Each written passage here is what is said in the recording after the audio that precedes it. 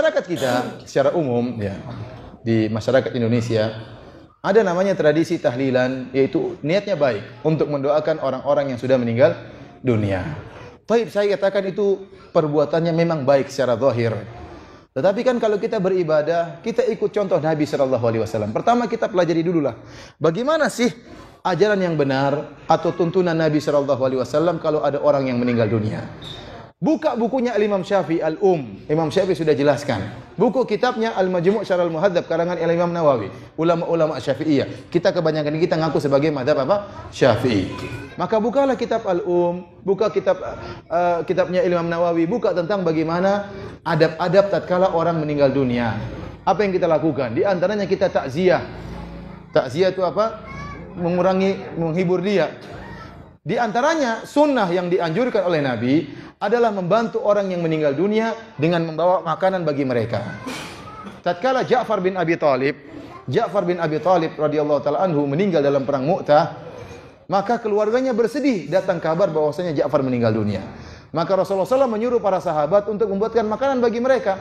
Kata Rasulullah SAW, "Isna'u ta'aman li ali Ja'far, fa innahum qad atahum ma yushghiluhum." Buatkanlah makanan buat keluarga Ja'far, sesungguhnya telah datang kesedihan yang buat mereka sedih, tidak sempat buat apa?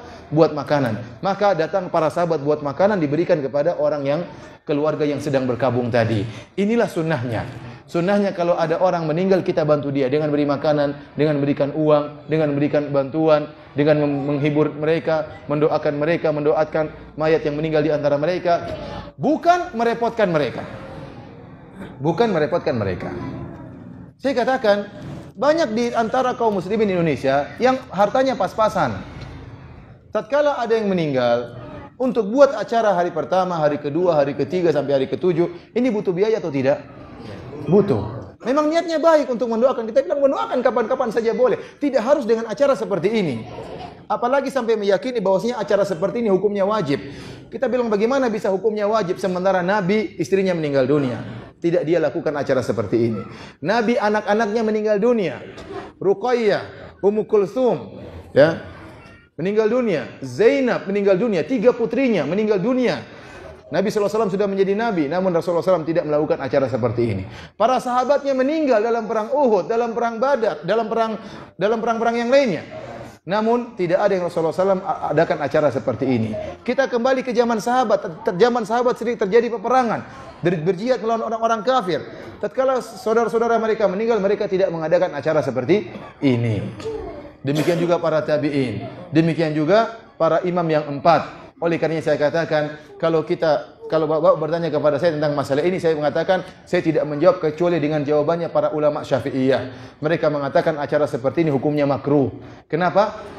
Kata Imam Syafi'i, yujaddidul huzn, membuat orang bersedih lagi. Ada hari ketiga, kembali lagi hari ketujuh, sedih lagi. Hari ke-40 apa? Sedih lagi.